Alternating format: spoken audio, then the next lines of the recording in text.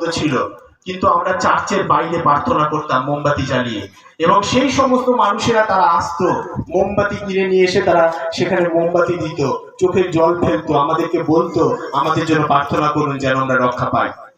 খ্রিস্টতে প্রিয় ভাই বোন, সেই ঈশ্বর আজও আছেন, যে ঈশ্বর আজ থেকে 12 বছর আগে এই গ্রামের সন্তানদেরকে মায়েদের চোখের জলের মধ্যে দিয়ে রক্ষা করেছিলেন। সেই ঈশ্বর কি নেই? সেই ঈশ্বর আজও আছেন, আমাদের সঙ্গে আছেন। তিনি তার বাক্যে বলছেন, মা তার গর্ভের শিশুকে ভুলে যাবে, কিন্তু আমি কখনো তোমাদেরকে ছেড়ে যাব না। হালেলুয়া। সেই ঈশ্বর আজও আছেন, এখানে উপস্থিত আছেন, আমাদের প্রত্যেকের মধ্যে আছেন। শুধু প্রয়োজন তাকে আহ্বান করা, তাকে আহ্বান করা প্রয়োজন। খ্রিস্টতে প্রিয় ভাই বোন, আমরা এমন এক ঈশ্বরের আরাধনা করি, প্রভুর বাক্য যা প্রভুর সন্তান বললেন যে আমি কি দিয়ে তোমার ধন্যবাদ করব। সত্যি আমরা কি দিয়ে প্রভুকে ধন্যবাদ করব?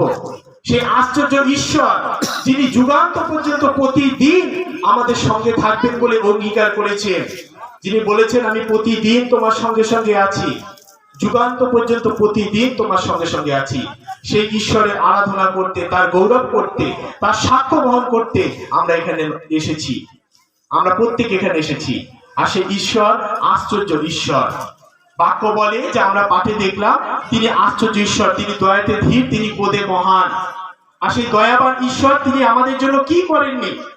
আমরা যদি বাক্য দেখি, আমরা এমন এক জীবন্ত ঈশ্বরের আরাধনা করি, আজকে সেই ঈশ্বর আমাদের মধ্যে আছেন বলে মানুষ আমাদের মধ্যে প্রভু যীশু খ্রিস্টকে দেখতে পায়। হালেলুয়া। আজকে মানুষ তার যোদ্ধাদের মধ্যে প্রভু যীশু খ্রিস্টকে দেখতে পায়।